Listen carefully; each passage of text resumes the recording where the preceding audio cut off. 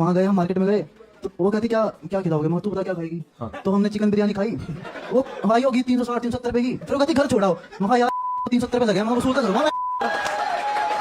Member के साथ live बातें करते हैं और फनी मोमेंट्स क्रिएट करते हैं।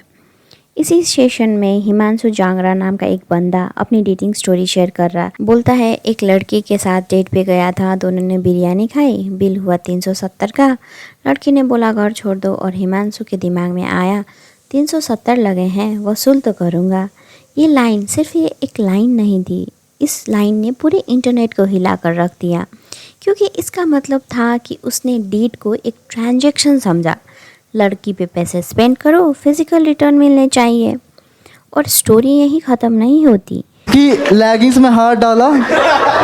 भाई बता के मजा नहीं आ रहा, तू उधर कर ना। हिमांशु आगे भी डिटेल्स में जाते हैं, कब मिले थे, क्या हुआ था, फिजिकल इंटरेक्शन, हैंड जेस्चर्स, वो पूरा सीन रिक्रिएट कर रहे थे।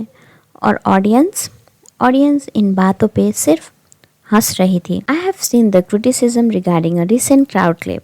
The comments made by the audience member do not reflect my views. Looking back, I should have challenged the remarks instead of laughing and moving on.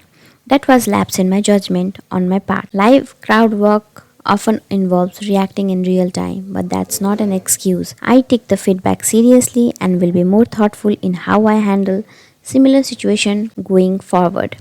ये थे प्रणीत के lines जो उन्होंने अपने इंस्टा स्टोरी पे लिखा था। इस स्टेटमेंट में बोल रहे हैं कि उनका जो व्यूज़ है वो लाइव ऑडियंस को रिफ्लेक्ट नहीं करता है, लेकिन फुल सेगमेंट देखने के बाद पता चलता है कि वो कितने एक्टिवली इन्वॉल्व थे। जब हिमांशु बोलता था कुछ और रिवील करो तो प्रणीत कहते हैं हाँ हाँ और बोल, और वो वसूल का हिसाब रख रहे थे। 12 वसूल हो गए, 95 वसूल हो गए, जैसे कोई ट्रांजेक्शन को ट्रैक कर रहे हो। प्रणीत के पास प्लेटफॉर्म था, कंट्रोल था, वो वहीं रोक सकते थे, हिमांशु को बाउंड्रीज दिखा सकते थे, बट उन्होंने ऐसा नहीं किया। उन्होंने सिर्फ उसे इनकरेज किया और फिर रिपोर्टेडली हिमांशु को कैश प्राइज भी दिया शो में। और बात यहीं पे नहीं रुकती, अब लोगों ने उनका पुराना क्लिप्स देखना शुरू कर दिया।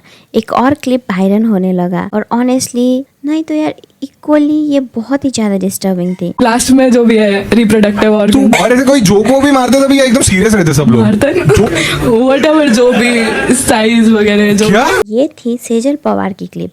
फ्यूचर डॉक्टर MBBS और इन्फ्लुएंसर जो 2 लाख से भी ऊपर फॉलोअर्स है इंस्टाग्राम पे। सो में सेजल अपने MBBS डेज के बारे में बात कर रही हैं कि मेडिकल स्टूडेंट्स को डेड बॉडीज़ के साथ कैसे काम करना पड़ता है, डाइसेक्शन प्रोसेस क्या होता है। यहीं तक ठीक था, लेकिन जिस टोन में बात हुई वो एक्सप्लेन नहीं कर सकती, मजाक बना के रख दिया था। सेजल ने बताया कि डाइसेक्शन स्कल से शुरू होती है, फिर डिफरेंट पार्ट्स, फिर रिप्रोडक्टिव ऑर्गन और जोक्स। उनके जोक्स होते हैं कि इस पर्सन का साइज क्या था, मतलब एक डिसीज्ड पर्सन के प्राइवेट पार्ट को लेके जोक, वो भी लाइव स्टेज पे माइक पे। और प्रणीत वो भी हंस रहे थे और उसने ऐड किया, डोनेट करने से पहले सोचना पड़ेगा, लोग साइज देखेंगे।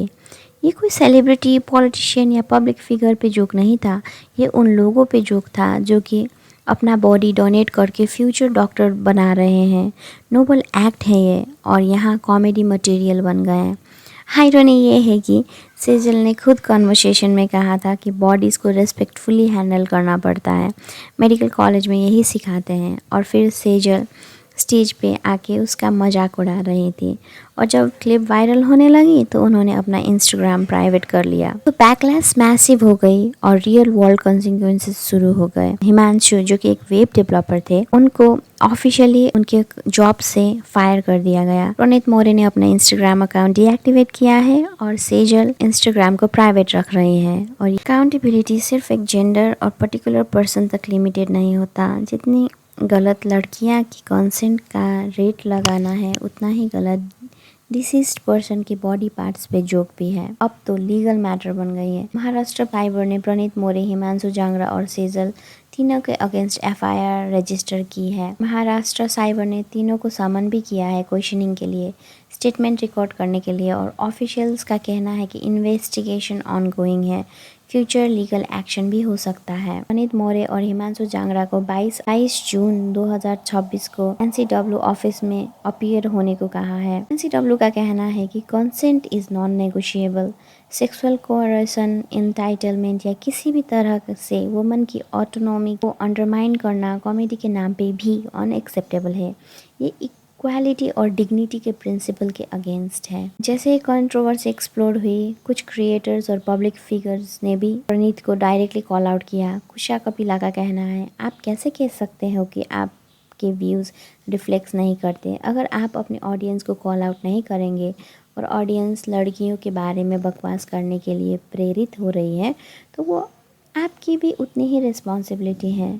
रौनक रज़ानी, जब हम अपने प्लेटफॉर्म पे ऐसी चीज़ें इनकरेज करते हैं और पब्लिक सेफ फील करती है तो सब बोलने के लिए तो अब अपनी ऑडियंस का रिफ्लेक्शन हो, दोनों के व्यूज़ सेम हैं।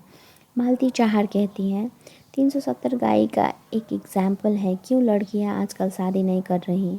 बिल स्प्लिट करती हैं, फाइनेंशियली सपोर्ट करती हैं और स्टिल वुमन को ऑब्जेक्टिफाई किया जाता है और उनकी कंसेंट की वैल्यू बिरयानी से ज़्यादा नहीं है। ओवरऑल सब क्रिएटर्स का एक ही पॉइंट था, प्रणीत के पास प्लेटफॉर्म था, वो रोक सकते थे बट नहीं रोके और क्लिप एडिट करके अपने वीडियो में डाली तो वो भी तो तुम्हारा व्यूज़ ही है ना। ये एक कंट्रोवर्सी सिर्फ प्रणीत मौर्य तक लिमिटेड नहीं है, ये इंटरनेट कॉमेडी कल्चर का सबसे बड़ा सिम्टम्स है।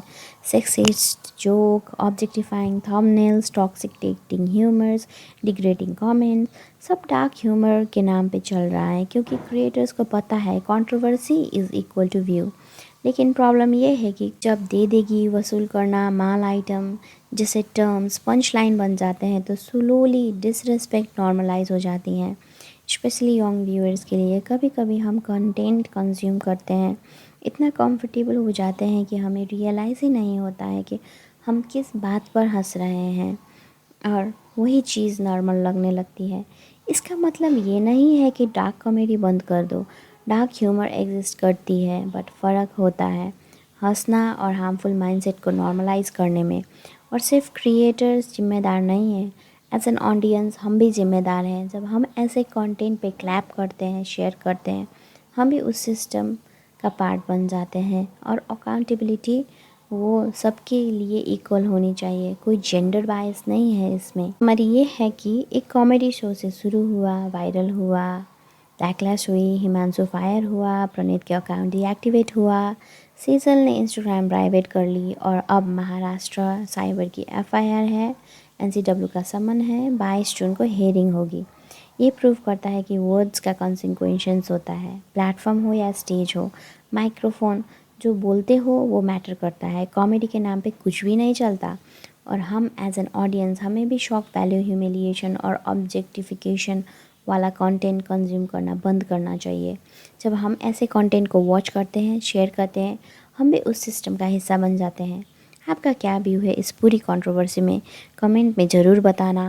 वीडियो अच्छा लगे तो लाइक करो, दोस्तों के साथ शेयर करो कि ये कॉन्वर्सेशन होनी चाहिए। और ऐसा और स्पाइसी गॉसिप्स के लिए सब्सक्राइब करो और नोटिफिकेशन बेल दबाना मत भूलना फॉर नेक्स्ट अपडेट।